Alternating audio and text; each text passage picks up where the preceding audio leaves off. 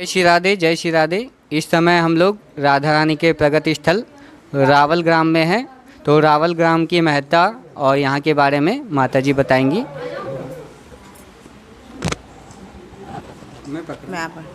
ये राधा रानी का जन्म स्थान है। रावल गांव पुराना बरसाना कीर्ति जी इस भानु का ये महल है। कीर्ति जी इस भानु यहीं पे रहते थे। पहले जमुना यहीं बहती थी, अब तो जमुना बहुत आगे निकल गई है। तो कीर्ति जी की कोई कन्या नहीं थी। रोज़ यमुना में नहाती और आराधना करती, हे यमुना मैया मुझे कोई पुत्री दो, कन्या दो। कई वर्ष तक आराधना करी। एक दिन जब वो नहा रही थी तो एक कमल का फूल आता हुआ उनको दिखाई दिया। उस कमल के फूल को देख के भयभीत हो गए, डर गए। है तो ये पुष्प, लेकिन इसमें अनंत कोटान प्रकाश कैसे सोने की तरह दलदल चमक रहा था। धीरे धीरे धीरे धीरे पानी के बहाव से उनके करीब आ गया। जब तक सूर्य किरणें निकल चुकी थी, सूर्य किरणें उस पुष्प पे पड़ी तो कमल का फूल धीरे धीरे खिल गया। खिलते ही जब उन्होंने देखा एक छोटी सी कन्या नेत्र बंद किए हुए उसमें बैठी हुई थी, तब उन्होंने कीर्ति जी से कहा, आप रोज आराधना करती हो यमुना जी से कि मुझे पुत्री चाहिए, कन्या चाहिए। ये लो कन्या। वो कौन थी?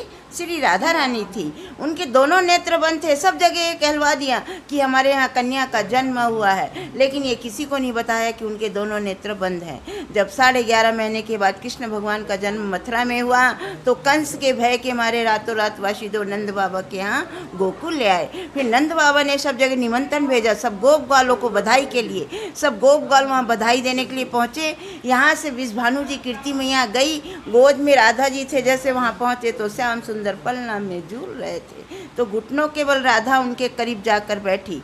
पलटकर कृष्ण ने राधा को देखा और राधा ने कृष्ण को देखा। जब उनके दोनों नेत्र खुले, कंस के भय के मारे तो उनको वहाँ ले गए। कंस वहाँ भी पहुँच गया।